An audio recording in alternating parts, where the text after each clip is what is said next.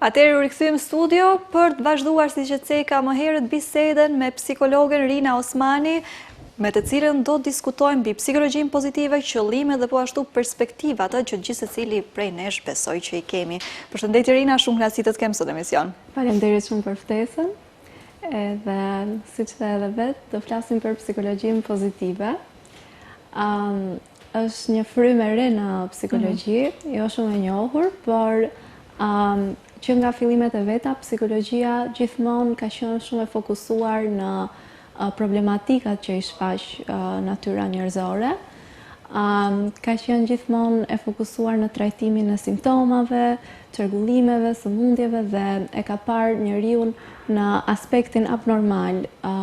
Flasim për fillimet e viteve të 90-ta, ku vetë psikologjia është parë si një fëmijë psikiatrisë, më e lidhur me psikiatrinë, dhe prandaj edhe është stigmatizuar në kuptimin që direkt sa dëgjon për psikologun, asociohet psikiatri ose mjeku, ose se ka ndonjë problem individi me veten që duhet trajtuar dhe mjekuar. Por vetë fryma e psikologjisë pozitive ka sjellë një risi në kuptimin që është parë ana pozitive e personit dhe se si mund që mirëqenia emocionale të ngrihet edhe të optimizohet që individi të jetë më funksional në shoqëri.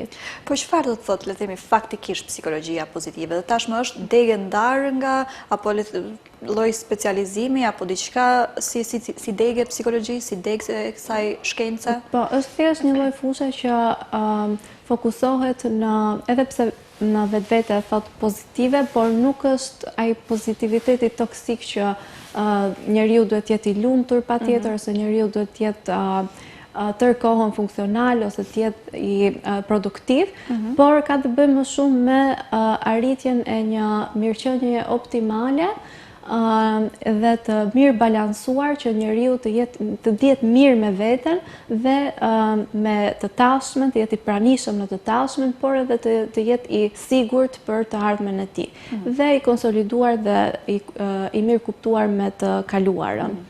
Domethënë varësisht se çfarë po kalojmë apo në çfarë faze jemi, të krijojmë atë lidhjen me gjendjen tonë, le të themi, mentale po dhe fizike, dhe të gjejmë të anët pozitive? Po. Përveç asaj, psikologjia pozitive në vetvete përpiqet që të arrijë suksesin e saj nëpërmjet terapisë talk therapy, që i thonë, që përpiqet me klientët mos i shikoj si pacient, por t'i ketë të pranishëm në terapi nëpërmjet komunikimit dhe shprehjes së mendimeve. Dhe ideja është që për ta optimizuar njeriu mirëqenien e tij, duhet që të mendoj edhe për qëllimet dhe çfarë e motivon që të ketë qëllime të tilla. Jemi edhe në fillim të vitit, po, edhe është mirë që çdo individ të ketë qëllime të kapshme, të matshme, të cilat i promovojnë vlerat personale, profesionale, dhe që i ndihmojnë individit që të jetë optimal në mirëqenien e tij fizike, psiqike, po edhe sociale. Gjithsesi secili ka ato qëllimet e veta, besoj, dhe të ndryshëm nga njëri tjetri, po përderisa i quajmë, le të themi, të mundshme apo optimale, cilat do thojë ndoshta disa nga qëllimet më të shpeshta, apo diçka që ndoshta secili prej nesh në fillim viti, qoftë nga aspekti apo nga shikimi i psikologjisë pozitive, duhet kemi parasysh? Qëllimet duhet gjithmonë të jenë të lidhura me nevojat bazë që personi ka, por para se të futemi te çfarë duhet jenë të fokusuar njerëzit, mund t'i përmendim se çfarë nuk duhet të bëjnë edhe çfarë zakonisht bëjnë gabim, edhe e bëjnë të kundërtën e asaj që promovon mirëqenien. Dhe kjo është zakonisht qëllimet të cilat mund të jenë të lidhura me fitimin e statusit shoqëror. Për shembull, unë do zgjedh konkretisht adoleshentët që përpiqen të zgjedhin ndonjë profesion i cili jo domosdoshmërisht është në përputhje me tiparet që kanë ose me kompetencat që kanë, por thjesht të zgjedhin atë profesion për statusin shoqëror. Do bëhem mjek sepse kjo do më vlerësoj shoqëria më shumë, ose kërkojnë miratimin e shoqërisë nga zgjedhja e tyre e profesionit. Do me thënë, nuk duhet që të zgjedhim, të kemi qëllime të cilat do na mundsojnë miratimin e shoqërisë. Pra, një qëllim më që do ndihmonte në mirëqenien e personit do ishte unë do zgjedh profesionin i cili më bën të lumtur, në të cilin unë jam i mirë dhe do jem kompetent. Një tjetër aspekt është paraqitja ose aparenca fizike, imazhi, që në rënjë e ka se sa një person krahasohet me të tjerët. Për shembull, tani kemi një bombë dhe ekspozim shumë të lartë nga rrjetet sociale me imazhe të cilat nuk janë të kapshme ose mbase edhe mund të kërkojnë ndërhyrje kirurgjikale, por personi duhet që në qoftë se ka dëshirë që për shembull të palestrohet ose të ketë aktivitete fizike, nuk duhet që qëllimi i tij të jetë paraqitja fizike edhe miratimi nga të tjerët se unë do dukem si një X person ose si një influencere edhe ajo do më bëj të lumtur. Por e kundërta, një qëllim më që promovon mirëqenien do ishte që unë do bëj aktivitet fizik i cili do jetë në përputhje me qëllimet e mia, do jem e shëndetshme, do më mundsoj që ai aktivitet fizik mund të hyjë në orarin tim të ditës, pra edhe personi ta di se cili aktivitet fizik është vërtet në përputhje me gjërat që i ofron trupi i tij. Se për shembull disa influencere mund të funksionojë vrapi, të jetë një aktivitet fizik që i mundëson rezultat shumë në mirëqenien personale, por për një person tjetër mund të jetë për shembull yoga ose ndonjë aktivitet që ka të bëjë me aktivitetet e forcës ose thjesht duhet që personi ta identifikojë se çfarë i mundëson të ketë kënaqësi nga ai aktiviteti. Edhe fundit që duhet të ikim më shumë edhe të përqendrohemi në mirëqenien është mos e lidhim idenë që vlera ime, identiteti im varet nga identiteti financiar që unë kam. Për shembull, paga ime mujore nuk më identifikon mua ose nuk më arrit vlerën si individ. Po. Edhe pra unë nuk po them që nuk duhet të jemi të pavarur financiarisht, por që statusi ynë financiar nuk duhet të jetë ai identiteti që tregon vlerën tonë në shoqëri apo mirëqenien tonë emocionale, sepse tani edhe nga gjithë ekspozimi që bëhet nga influencer, nga jeta luksoze që mund të praktikojnë, mund të ndikojë te të rinjt që unë nuk i pata ato lloj luksesh ose ato lloj stil jetese, nuk do kem asnjëherë lumturinë ose kështu që është mirë që një qëllim, nëse dikush ka një qëllim financiar ose ekonomik që do të arrijë për vitin tjetër, duhet që të jetë në përputhje me realitetin edhe qëllimi i brendshëm për të arritur këtë lloj statusi financiar mos jetë për miratimin nga shoqëria, por të jetë diçka që do të përmbush. Për të përmbush, po, dhe ndoshta të arrish ato synime që ke më tutje atë ndihmon. Pikërisht. Po, si ti largohemi këtyre mendimeve? Apo pas jemi edhe në fillim viti, si ta nisim vitin më me qartësi, më me paqe, më ndoshta me gjërat më të qartësuara në mendje? Po, edhe pikërisht këtë qasje e përdor psikologjia pozitive në kuptimin që e ka hëzon, sidomos në qoftë se takoheni me ndonjë terapist të kësaj fushë, do e ka hëzoj personin që të bëj qëllime të cilat do jenë intrinzike, të brendshme, të cilat do i mundsojnë atij individi të arrijë atë optimalen e mirëqenies emocionale dhe fizike dhe sociale, që do të thotë ka 3 nevoja bazike të cilat njerëzit i kanë, Edhe njëra për tyre është autonomia. Do me thënë se sa një person ndihet se i ka letrat në kontroll, se sa në asnjëherë në parimin filozofik nuk do i kemi gjërat në kontroll, por ideja është që sa i person e ndjen se ka të drejtën e zgjedhjes. Për shembull, unë mund ta zgjedh profesionin tim, unë mund ta zgjedh partnerin tim, unë mund ta zgjedh rrugën time, unë mund ta drejtoj trenin apo mënyrën se si do vijoj jeta ime në të ardhmen.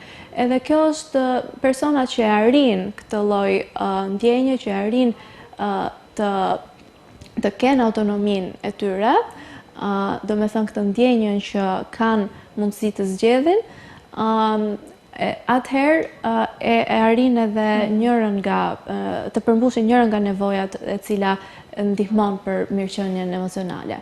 Për shembull, është mirë që personi t'i shkruaj në letër se çfarë nevojash ka, edhe cilat janë realistike dhe cilat janë vërtet ato të cilat do i zgjedhë dhe do e bëjnë vërtet të lumtur.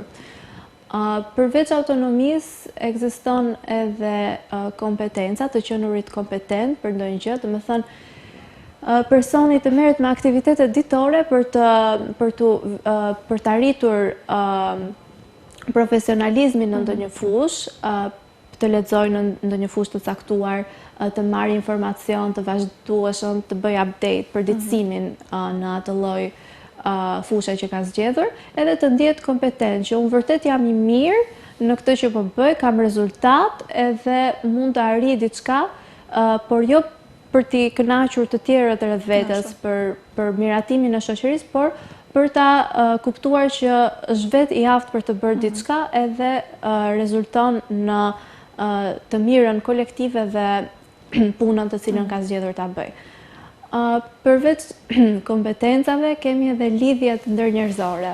Është shumë e rëndësishme që një person të ndihet se i përket një shoqërie, i përket edhe mikroambientit të tij, do me thënë duke filluar nga vetë familja, lidhjet ndërfamiljare, do me thënë me të afërmit, me njerëzit të njohur, por edhe lidhjet profesionale, networking, që themi që ndihet se përket në atë shoqëri, që po përveç networking që ai profesionin që ka zgjedhur ose gjërat e përditshme që bën në përditshmërinë e tij, po kontribojnë ndonjë gjë në të mirën kolektive. Dhe këta persona zakonisht për qëllim mund ta kenë që këtë vit unë do investoj kaq kohë në krijimin të qenurit pranë familjarëve ose do bëj këtë lloj X aktiviteti me dikë që po mirë, sa po ndërpres, po te qëllimi i tretë, ne ja vëmë le të themi synim vetes, por pas janë lidhje ndërnjerëzore, po ashtu dhe networking dhe gjithçka rreth kësaj, nuk varet komplet vetëm nga ne, mund të themi kështu, varet pak edhe nga rreti apo.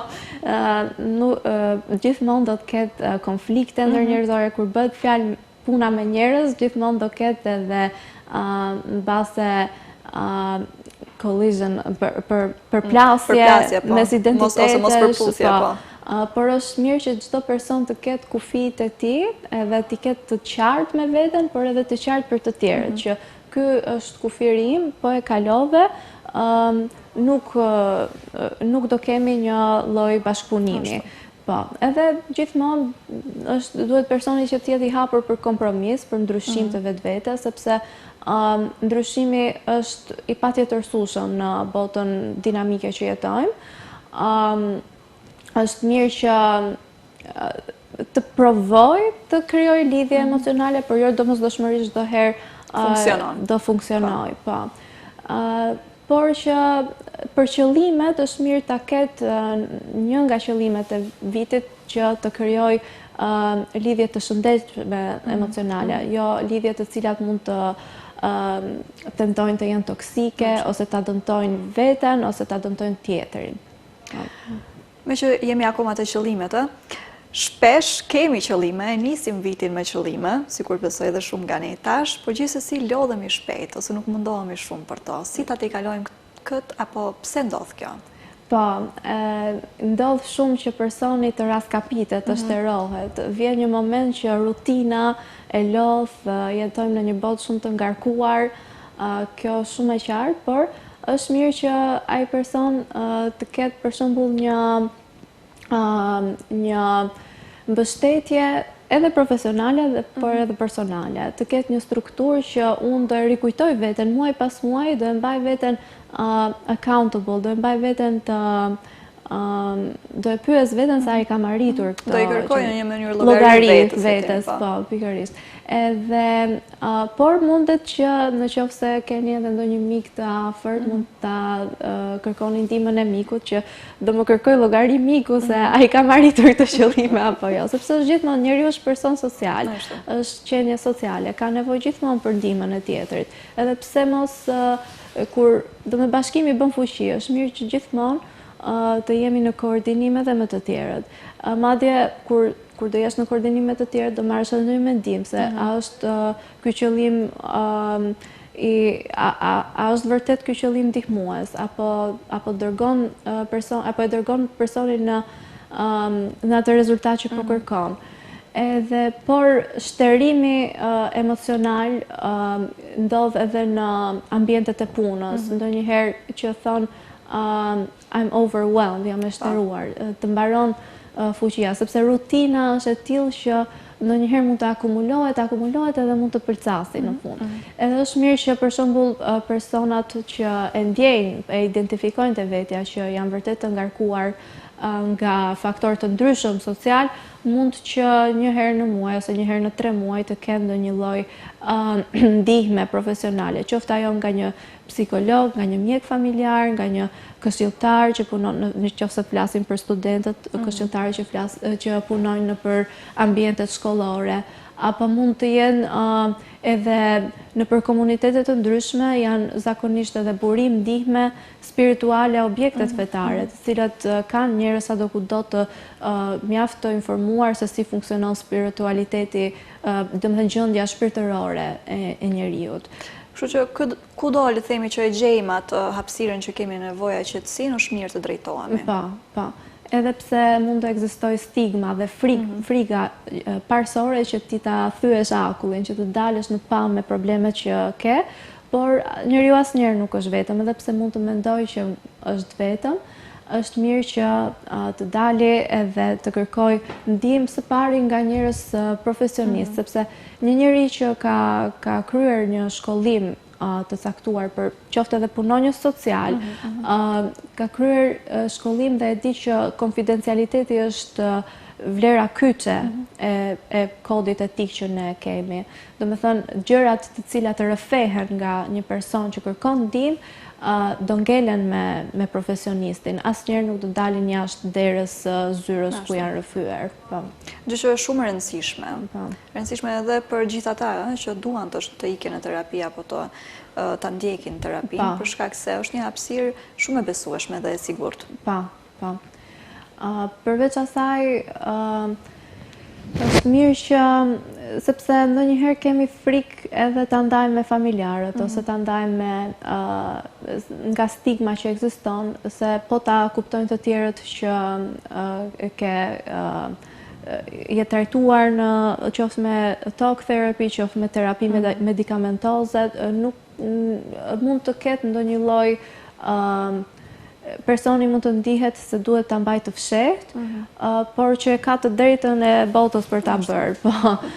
Megjithatë, siç thash, profesionistët e fushave të ndryshme gjithmonë ekziston ai kodi që duhet të krijohet ai raporti i besueshëm me pacientin ose klientin. E nisim vitin me ca qëllime, le të themi secili prej nesh në mendje apo dëshira, ëndra. Është normale sidoqoftë që këto qëllime të ndrojnë brenda vitit apo të ndryshojnë rrugës? Po, patjetër. Sepse ndryshojnë edhe faktorët e jashtëm.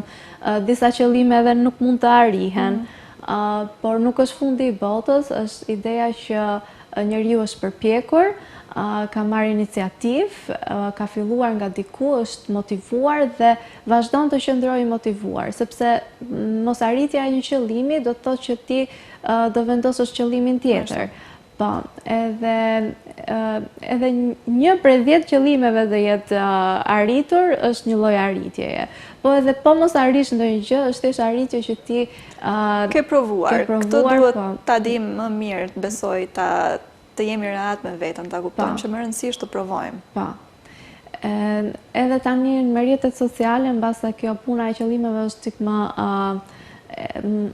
më toksike, sepse tash është e lidhur më shumë me pjesën e statusit shoqëror, me vlerën financiare dhe me krahasimin me të tjerët, por unë pikërisht për këtë gjë kam filluar edhe një vetë iniciativë gjatë studimeve të mia, kam filluar që të advokoj dhe të edukoj njerëzit në mënyra më argëtuese, të them, për lidhur me temat e shëndetit mendor, duke bërë video të ndryshme për mbajtje, të cilat janë të lidhura me problematikat që i kemi pasur në atë periudhë. Kam filluar nga pandemia, që atëherë kemi pasur problematika që njerëzit filluan të izolohen, erdhi një nga periudhat më të rënda, mund të themi, për shëndetin mendor. Po, jashta, çdo gjë tjetër. Po edhe ishte një alarm, sepse unë në ato vite kam qenë studente dhe mbaj mend që shumica e profesorëve që punonin tregonin që tërë kohën kishte ndonjë lloj thirrje në telefon se njerëzit kanë alarm, kanë pësuar në një atak paniku dhe duan që të bisedojnë me dikë, të ndajnë, të rrefejnë. Edhe ishte një lloj ndërgjegjësimi vetë situata kur ndodhin gjëra të tilla, gjithmonë mund të nxjerrë ndonjë gjë pozitive edhe nga situatat negative. Dhe ti nise psikoterapinë virtuale. Po. Edhe ajo ishte piknisja që unë fillova me platformën. Edhe po ndaja, dhe me thënë, kishte Shqipëri dhe Kosovë, kishte shumë psikologë, të cilët veç se kishin filluar që të flasin hapur, të dalin nëpër media, shikueshmëria ishte shumë e lartë, por në Maqedoni sikur mungonte, edhe jam përpjekur që të sjell, domethënë, ka qenë mjaft e vështirë që ta balansoj, sepse të arrish shikueshmërinë dhe audiencën, duhet gjithmonë që të përputhesh me trendet, ose që jo domosdoshmërisht janë gjithmonë profesionale dhe mund ta bëjnë edhe kontraefektin që mund të nxjerrin edhe ty si profesioniste. Si e gjejmë këtë balancën? Ishte një sfidë në vete, duke përpjekur që ta bëj sa më të shkurt informacionin, që të arri përsëri të përçohet dhe transmetohet mesazhi, por në një mënyrë argëtuese që të arrijë të gjitha llojet audiencave që janë në rrjetet sociale. Dhe zakonisht shikueshmëria ose ajo gjatësia e shikimit është afërsisht deri në 30 sekonda. Ishte mjaft sfiduese në vetvete. Por është mirë që informacioni të jetë të dali jashtë kornizave, jo vetëm sepse jo çdo kush ka pasur mundësi që gjatë shkollimit të ekspozohet dhe të mësoj për sfidat me shëndetin mendor. Sikur çdo gjë, besoj edhe rolin e juaj, faktikisht psikologët duhet të adaptohen, ndoshta edhe me këto rrjete sociale, me çdo gjë që të jeni hapësirë e qasshme ndaj çdo kujt. Te psikoterapia virtuale thua ke prekur dhe po ashtu vazhdon të këshillosh çdo lloj grup mosha. Po. Mendoj që problematikat e shëndetit mendor nuk janë të klasifikuara me grup mosha, mund ta kapin çdo lloj grupi vulnerabël, duke filluar nga grupet më të hershme, nga fëmijët, po deri te të moshuarit. Pra edhe sot e kësaj dite e shikojmë që edhe të moshuarit kalojnë një kohë mjaft të konsiderueshme në rrjetet sociale. Edhe është mirë që thjesht sepse derisa jep njëri çfarë do lloj moshe, do kesh raporte ndërnjerëzore, do jesh, domethënë, qoftë me lidhje familjare, qoftë do jesh pjesë e një komuniteti, gjithmonë njeriu ka hapësirë për përmirësim të vetvetes, për që i thon zhvillim personal, që të përmirësoj vlerat, të përmirësoj mënyrën e jetesës që bën.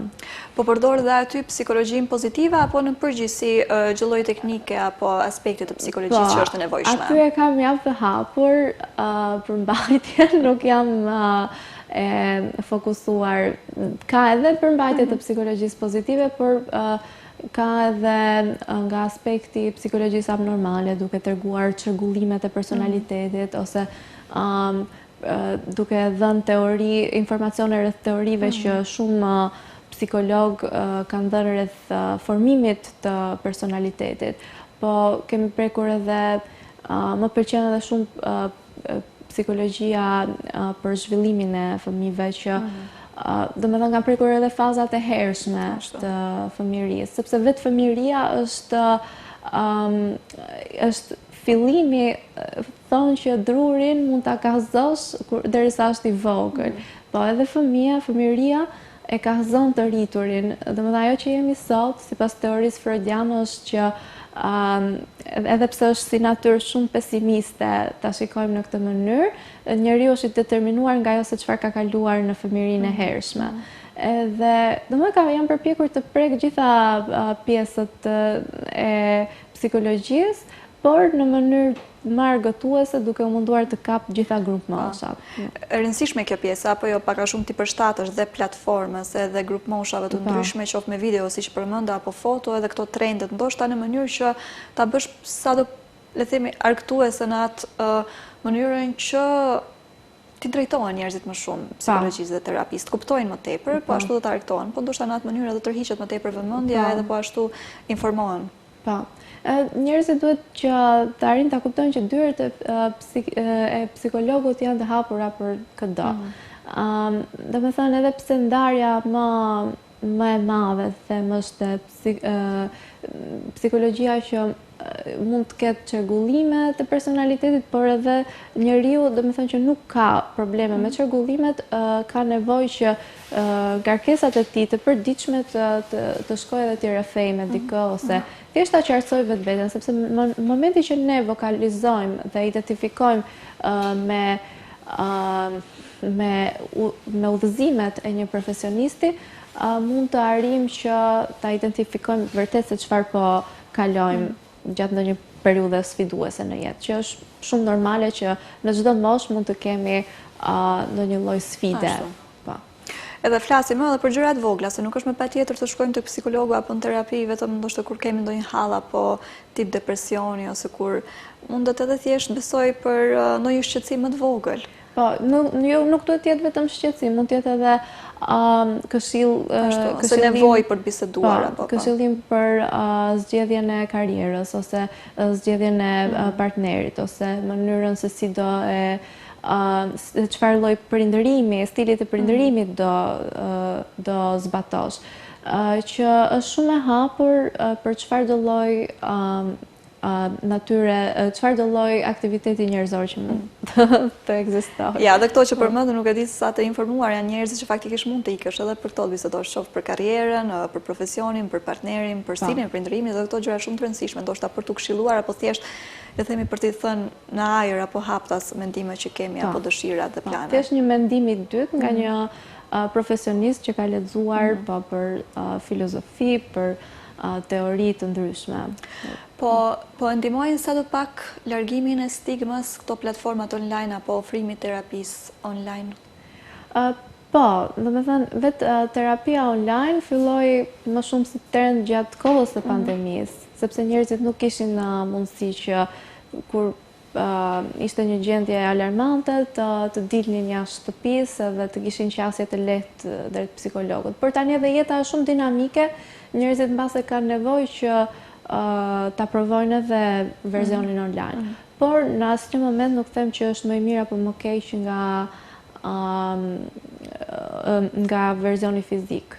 Gjithmonë ekzistojnë lloje të ndryshme të terapisë. Mund një person ta gjejë veten më shumë te terapia grupore ose te gestalt terapia ose terapi të frymave të ndryshme, por që mund te secili individ mund të ndikojnë ndryshe.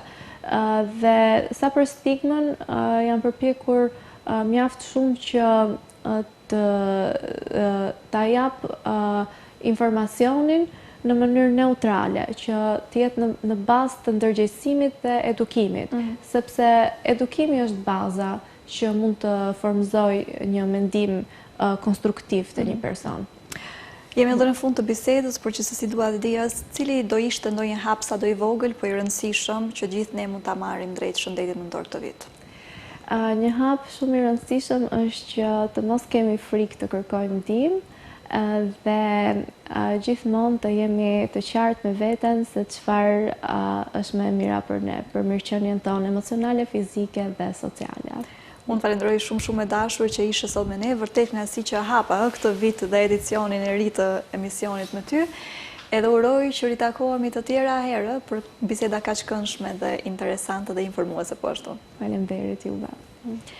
E dashur, erdhi koha t'ju përshëndes dhe unë për sot duke ju uruar një pasdite sa më të këndshme, njëri që jemi sërish herën tjetër të premten në të njëjtën kohë. Mirëmbëjtje.